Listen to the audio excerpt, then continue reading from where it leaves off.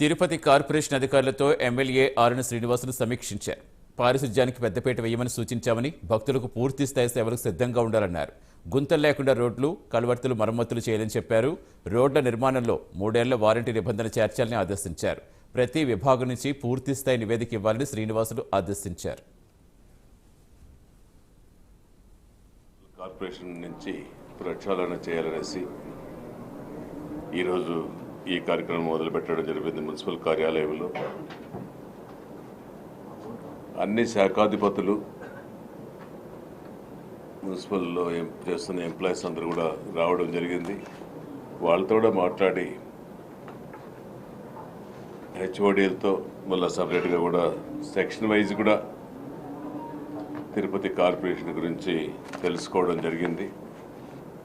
అందరినీ కూడా రిక్వెస్ట్ చేయడం జరిగింది.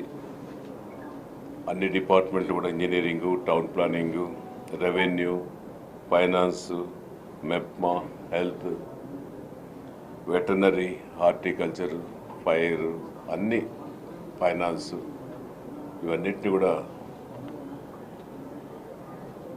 తిరుపతి కార్పొరేషన్ పరిధిలో ఏమేమి జరుగుతున్నాయి అనేది కూడా తెలుసుకోవడం జరిగింది. ముఖ్యంగా అధికారులకు ఒకటే సూచించడం కూడా జరిగింది.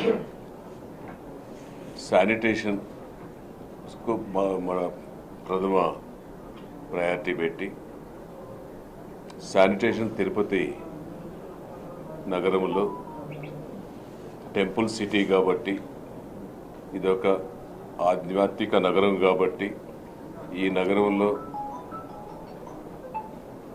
పుణ్యం చేసిన మనమందరం కూడా పుణ్యం చేశాం కాబట్టి ఏడుకొండల వెంకటేశ్వర స్వామి దగ్గర మనం తిరుపతిలో ఉన్నాం. మన ఊరికి లక్షల మంది, రోజు 60 నుంచి 1 లక్ష మంది వరకు మన ఊరికి వచ్చిపోతున్నారు. ఈ విధంగా ఏ నగరంలో కూడా లేదు మనకు తెలిసి. ఇటువంటి నగరంలో నేను అధికారులు కోరింది కూడా